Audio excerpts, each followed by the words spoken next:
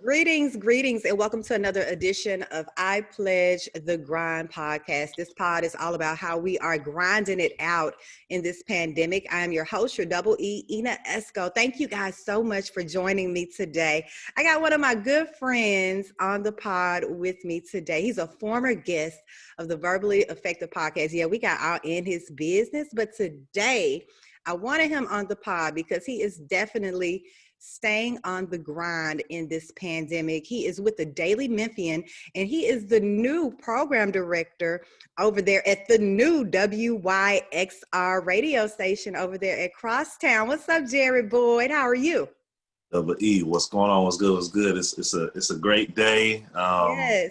It was a long night up there cranking out the tunes with Chandler Bling and I last night. Sort of did a radio version of a party that I guess is a series now that we're doing. And so Yes. I'm just rolling up and getting my eyes to blinking and doing all that. But I'm just so Yes. glad to be here with you. That's the life of a grinder, honey, because you doing it. I mean, how do you balance it all, Jared? I mean, you're still with the Daily Memphian, and now you are the new program director at WYXR. Tell us a little bit about how you're balancing both duties. You know, I just really ask for grace for people, and I think that I'm fortunate to have a lot of people in my life who understand one, what that is like to be spinning all those plates, but also that what I want to do is something special that's meaningful for the city, whether it be writing or whether it be through this new music venture or whether it be something else. I think I just have taught myself to kind of be honest with people when I say, you know, I might need an extra hour, or I might need an extra day to pull this all together, and the result becomes, you know, something that we can all enjoy and all believe in. So I'm very, very fortunate in that regard that people are patient with me. We patient with you, Jared. Now, tell the good people how this entire project with WYXR even came about. Well, a lot of people might be familiar with 91.7 in Memphis being WMR, the Jazz Lover station. It was a station that's existed in this community for the past several decades, I think about 20, 25, 30 years. U of M was looking for something different from that station, and they approached the Daily Memphian to see if they would like to form a partnership there, as they have with their investigation reporting institute that they have on campus. Is a partnership between the Daily Memphian and U of M. And so Daily Memphian said they felt like, you know, it might be too much to take on. And so a third partner came into the fold, and that was the Crosstown Concourse. I already had a relationship with the Crosstown Concourse because I have a syndicated program. I'm on a syndicated program that's called Bill Street Caravan, that's been in Memphis for some time. And so I moved home and joined that program. I write the program and co-hosted with Pat Mitchell-Worley. And so we moved from Front Street. That program moved from Front Street down to the concourse last year sometime. And so I was already sort of in the building and in the crosstown culture. It's hard not to, you know, so much stuff going on anyway. Whether or not I had that, was there in that capacity, I likely would have, you know, been hanging out, doing a lot of stuff around there anyway. So, you know, with those three partners in mind, Eric Barnes wanted me to sort of write the announcement that we had from a reporter's perspective back in November, to sort of share with the world and share with Memphis that the Daily Memphis was going to embark on this new thing. And so I guess I might have seemed like a natural fit because I already was sort of in the crosstown culture. I didn't go to the U of M, actually. I went to Ole Miss, so another U of M, University of Mississippi. But, right. I was able to sort of talk to those voices, and that's where I met Robbie Grant, who was then a consultant for that project, but he moved over eventually as executive director. And when the pandemic happened, I'd already sort of kept an eye on what was going on with the station. We knew that we'd have to have some sort of Daily Memphian content to be on the station. And so I was sort of in some of those conversations about what that might look like. But when the pandemic happened, I just felt the energy that, like, I need to do something different. So I went to Eric Barnes, the president of the Daily Memphian, and just asked if maybe we could find a way to make that work, that I could stay within the organization, but run the radio station. And he was like, you don't have to beat around the bush, because I was sort of like, He said, I know what you want. yeah. And so he said, we kind of figured that you might want to do something like that. And so we started to make a plan, and it was sort of an easy transition because I wasn't in the newsroom each day. I sort of was here working from home or out in the field doing my thing. I wasn't seeing my colleagues every day. So when the announcement came out, even my colleagues were kind of shocked, like, oh, wow, you're going to do that. But I've been working on that behind the scenes for a while. Even before it was really on paper, I was, I signed on the dotted line on May 1st, and we thought we were going to launch in July, and then we thought we were going to launch. Someone proposed from the board, proposed Labor Day. I said, why not just do not on one day, and then instead of that, we had some more equipment things that we had to we inherited a lot of equipment and things like that from WMR. So we had to make sure the transmitters and all that kind of stuff was all good. And so it took a little longer. So we did like a live stream event on not on one day instead of launching, just to get people excited and hype and hear some of the DJs. And then here we are. This is week 2. Last week we went up. Last week on October 5th, we went up, and the response has been fantastic. And, I never really knew what it felt like to really just sort of be, it doesn't feel like I'm at work. I'm so devoted to it, and I care so much about it, and I care so much about the people involved, and I'm inspired so much by the people involved, and I hear so much on the airwaves that I never would have imagined hearing from people that I never would have imagined in the same room together, working on this thing together, that, every day that I'm up there, I'm up there till 10, 11 o'clock at night, midnight. Sometimes one night I slept in there just because it's my baby, and I got to keep an eye on it, and it hasn't exhausted me yet. So. Yes. Well, you're doing a great job, Jared. The station sounds wonderful. And thank you for giving me an opportunity to be on WYXR, because I was missing that music. I was like, oh, and then when I went in the studio Sunday, I was like, yeah, this is my vibe right here. So thank you, Jared. I really appreciate you. Now let's talk about how COVID has affected your life. Like, I know in March, the shit hit the fan. Did COVID really impact like your writing? You talked a little bit about how things were affecting the plans for the station, but how has COVID affected your life? As far as writing is concerned, it almost gave me a blank slate, especially with knowing that this thing was about to happen that I was working on. I just decided that I was going to write the things that I always wanted to write. And it was easier because everybody was sitting at home. They didn't, it was easy to get a hold of a lot of people that maybe otherwise would have been on tour or, just doing a lot of stuff. And so people was just eager to share, and sort of it was cathartic for people to share, and everyone was getting used to Zoom call this and, Google Hangout that and that kind of thing. So people were just, almost starving for that kind of interaction. And so I really was able to get a lot of people on the phone that I don't think I would have otherwise. It's just moving around so much, and really, I guess in some ways maybe even taking life and taking their gifts and taking those things like that for granted, and not necessarily wanting to really take a moment to take stock of all of that. And so what ended up happening was I also sort of decided that I was just gonna let some things go. A lot of times, even in the recent past, I've been the kind of writer that will say, oh, well, if I can't get that person, then it's not really worth writing the story. And I'm if I can't do this, it's not really worth writing the story. And if I, or maybe I'll get to it next month or this or that. And so a lot of stuff that I wrote during the pandemic, it was like, okay, such and such didn't want to answer the phone. Such and such didn't want to do this. Such and such didn't want us to share that. Forget it. I'm just going to call 2 or 3 more people until I get the information that I think deserves to be in this story. Yeah. And when it's all said and done, I want that person to look at the story and be like, damn, I should have talked to him because this turned out to be fantastic. And that was really the Play a Fly piece that I wrote when P-Valley, people at Stars reached out and got me the first 4 episodes early. And when I first heard Nobody Needs Nobody, I said, damn, this is the reason, I've been this is a reason to write what I've always wanted to write, which since I was an intern, I wanted to sort of write about how impactful that song has been on people here in the city.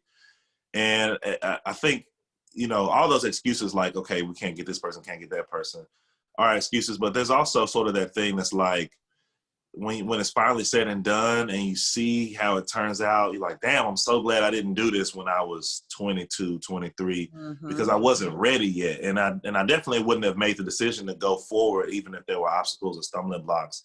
But, you know, having a platform of the size that I have now, being confident as a writer, being confident as an interviewer, knowing that I don't need 50 minutes, 2 hours with Gangsta Black to write a story. I just need what I need to know right now. We'll get to the rest of that later on, because when you're young and you're eager and you're in this thing, you're like, oh, I might never talk to this person ever again, or I might never this and that. And you sit with somebody all day and you wasted a whole day, and then you have a 2-hour interview you don't feel like listening to be able to write the story because it's so long, you already lived it. So it was just really the right time. I wrote a lot of stories right back to back that I felt like were just the perfect timing for me, and that really was the one. That's one that every year or so I think about writing that. And I got some advice a couple years back from a journalist who's a mentor, who said, you know, sometimes I notice you just write stuff when you feel like writing it, and I think you should do yourself a favor and really think about timing. And so there's, you know, what we call a news peg. And so, you know, that gives you a reason to write a piece or to provide some context to a piece. And I was the sort of person when I was young, a writer, would just write about the things that I found out that I found interesting all the time. But, you know, it means so much more when something's happening that people can grab onto. And so P Valley putting the song in the show was a big moment, I think, for the city, and a big moment for the show, a big moment for Katori, big moment for Brandy, and a big moment for Bertram, and everybody that knows what Memphis is about and was a part of that production. And so Fly didn't want to be a part of this the story. He wanted to tell his own story. And if, you know, I just couldn't, I just knew that I couldn't not tell the story. I had to find another way to do it. So I talked to anybody and everybody that I knew that had any sort of perspective on it. And we made it happen, and it went crazy because people were talking about P Valley so much, and they were looking for stuff about P Valley, and then they were looking at the song, and they wanted to know what was going on with the song. And oh, I remember that song, or oh, I never heard that song. And people start searching for it, and they will find the story. And Katori was very helpful in getting it out there and sharing it out there. And I mean, it was fantastic.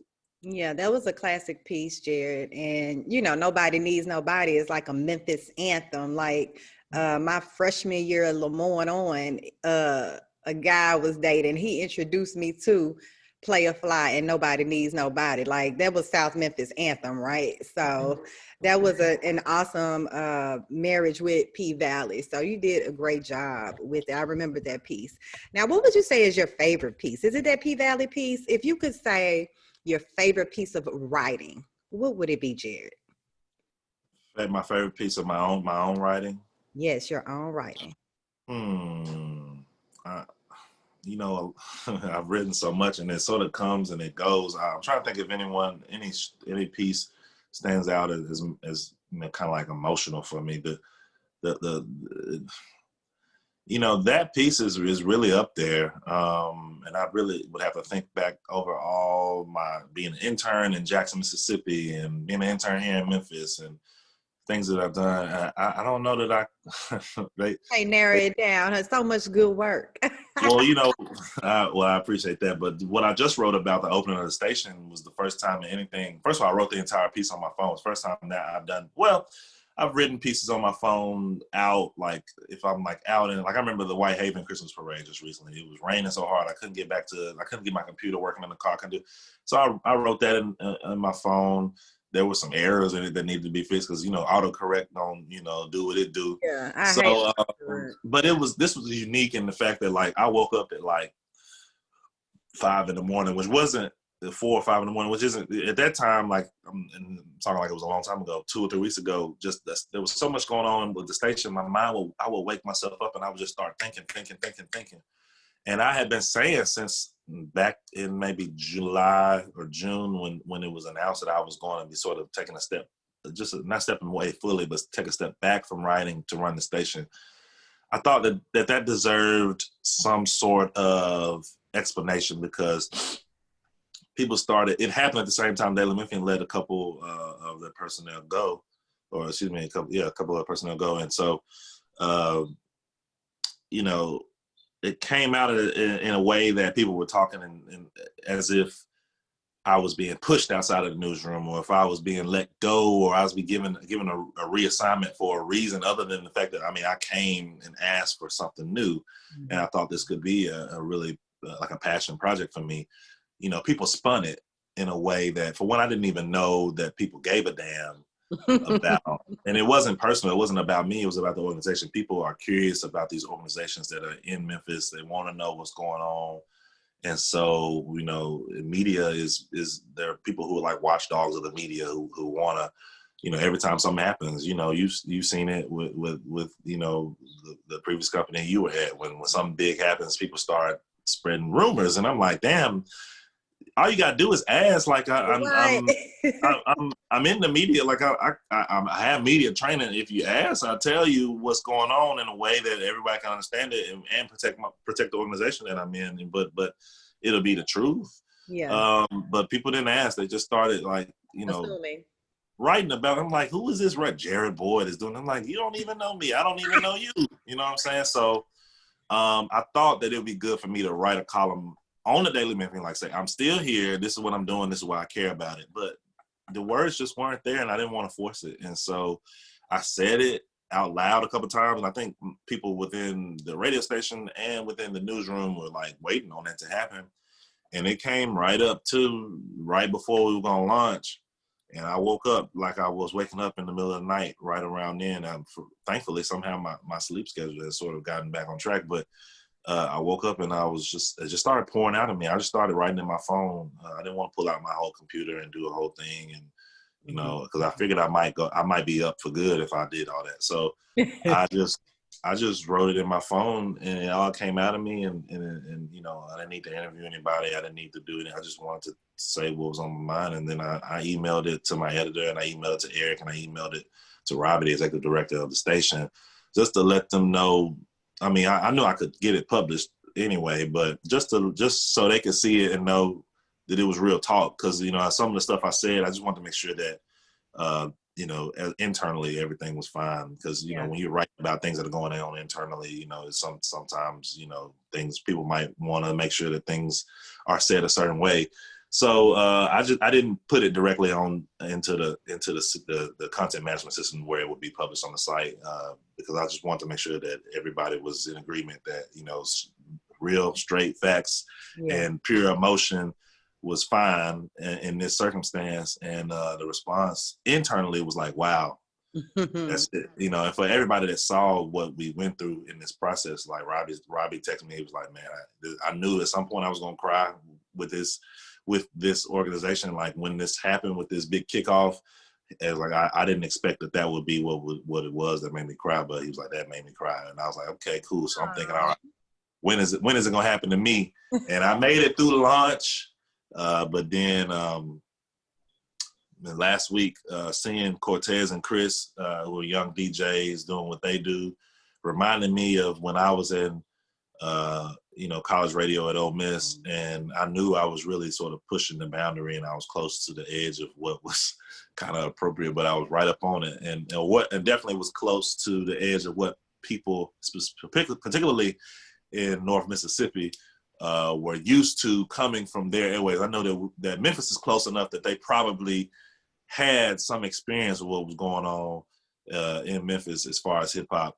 But for me, being able to sort of subversively expose Mississippi to just all of these things, everything from, you know, just playing Mos Def and playing these really like deep radio freestyles and doing this, like, it's really like kind of like on some Stretch and Barbito on one night, but on some you know, Superman and Spider-Man and Boogaloo the other night, like really just reflecting all these influences over me. And so I was lucky to have 2 nights a week at Ole Miss when I was on radio. So I decided that I would do it that way. One would be super, super conscious and super, super subversive and pushing the boundaries of like Black liberation. And the other, I mean, was liberating as well, but it was just crunk. It was buck, you know what I mean? And really showing those the two sides of that coin. And so seeing Cortez and Chris reminded me that nobody stopped me from being me. And I was very lucky to be able to build my confidence there in that space as a 20, 21-year-old. But so this was my turn to do the same thing. And just, I've known them since they were teenagers and saw them. When I was in college, I was working for bridge builders and saw them coming up.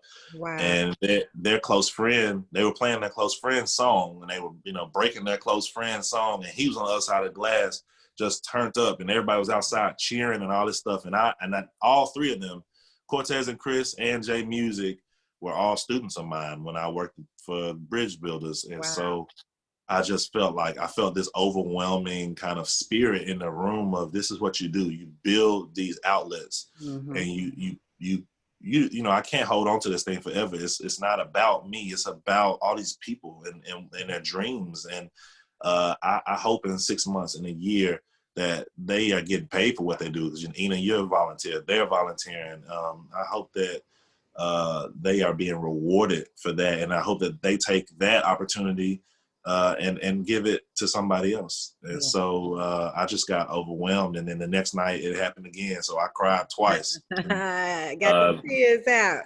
Seeing King and Jazzy Lowe and all them same situation. I've seen them come up from being teenagers, and it just really kind of broke me down and touched me. I'm the chaperone. I'm the old man in the room looking in now.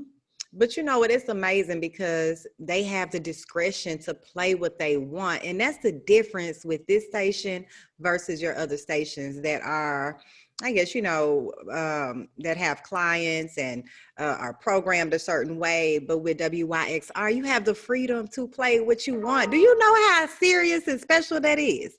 Like, I could play what I want to play. Like, I would be reprimanded somewhere else for that. Yeah. Well, that was something you asked me when I asked you to come on. The first thing you asked me was, can I play what I want to play? And I was like, yeah. I was shocked. I was like, are you serious? Like, it's so many cool records that never get their radio spin. And, you want to play local artists or people that that have talent, and you want to get it out there. But on a mainstream, big conglomerate, no, you better not put that song in. You're going to get fired. So that's the beauty of it to me. And you have so many different people that have so many different type of categories on the shows. It's just amazing with, this whole WYXR. I think it's so beautiful, Jared. You guys are really on to something major. Do you hear me? I'm frightened, to be honest with you, because I'm just waiting on the bottom. I'm waiting on the bottom to fall out. Like I'm serious, in that it's week 2, and I'm kind of like on pins and needles, because I feel like somebody's gonna tap me on the shoulder and say, "Nah, y'all can't do this no more," because it's just so. I'm like, why has nobody done this before? Right. Like, I mean, it's not the first radio station.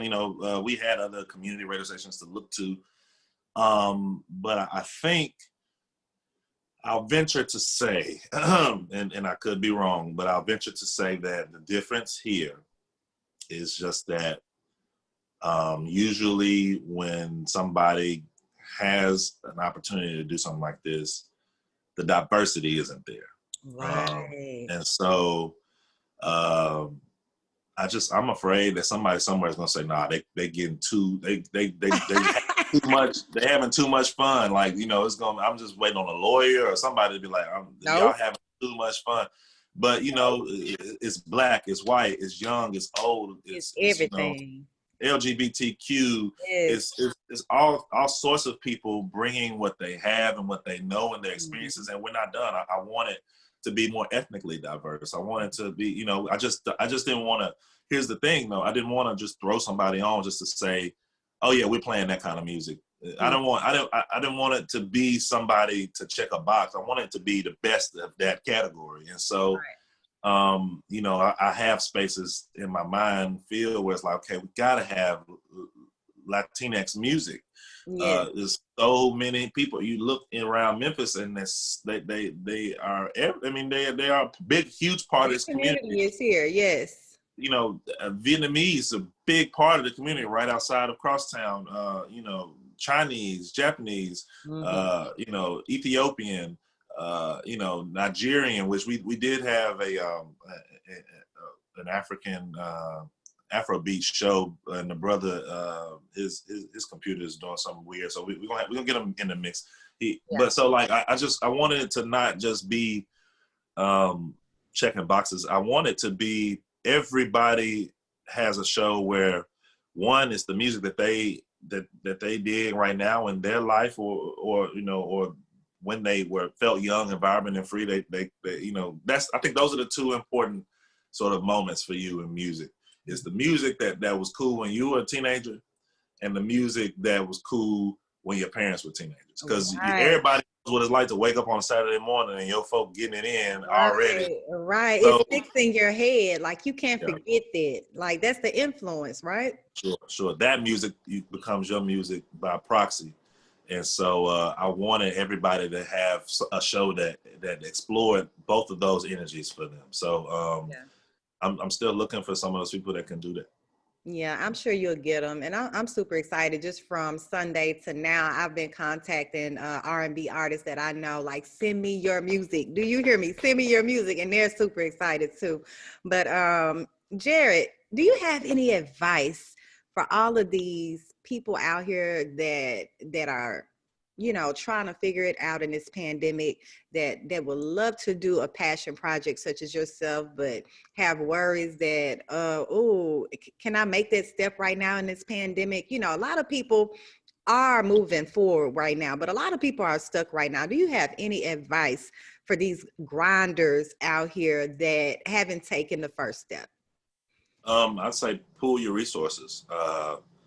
I wouldn't be here without the relationships that I've built, without being open with people and honest and direct with people. And you know, I think people in Memphis definitely know how to be direct. I'm surprised people ain't knocking on the window at the radio station trying to give me their mixtape through the window I'm now. surprised too. Yeah, so maybe I don't know, we'll knock on wood, so that, you know, I don't want that to happen. But you know, really making sure that you have your stuff in order, and you know how to reach across and tell the people who you really are inspired by, who are already sort of in the same sort of space with you as a peer. Hey, I'd like to collaborate with you. I'd like to do something with you, and that I hope you get something out of it, and I hope I get something out of it, and then I hope we both get to the next level. You know, it really took a lot for me to ask you to be a part of the station. I knew I wanted you to be a part of it, but I want to make sure that I know what you do, and I know you're talented. And I said, man, if I can't pay Ina, I don't want to bother Ina. The same was just about everybody that I asked. Like I know this person deserves to be paid for this, but I had to make the ask because I knew that I wanted this to be a thing that inspired everybody. And so hopefully we all get to that next plateau, and then that cash start flowing in. And Yeah. then But you know what? It's bigger than that though. Like when you asked me, I was so honored because like I said, I miss that music so much. Like, you know, radio has been such a big part of my last 20 plus years. So I really missed it. And I was like, hell yeah, I'm in. And you know, I know a lot of people that you're giving opportunities to that have never been on the air. Like I know they like super ecstatic to be a part of this. Like I can see it in their faces. When I went there on Sunday, like when I first got there and when I left. So I know they're very excited. But Jared, thank you so much for being my guest today on I Pledge the Grind. I want you to let everybody know how they can keep up with everything you got going on. Jared JB Boyd, that's JAYB, on all platforms at Jared JB Boyd, on Twitter, Instagram, jaredjbboyd.com, and WYXR.org. You can listen to past shows. You can donate, hopefully, and also you can listen on your FM dial, 91.7 FM. You can listen on a TuneIn app. You can tell, what's the girl name? Alexa. Alexa. Yeah, tell her that you want to listen to WYXR 91.7 FM, and she'll turn it on for you. Yep, she will. Well, thank you so much, Jerry JB Boy. I really appreciate you today for being my guest on I Pledge the Grind podcast. And I'll see you Sunday, dear. We're going to have some fun. All right, dear. Thank you so much. Thank you.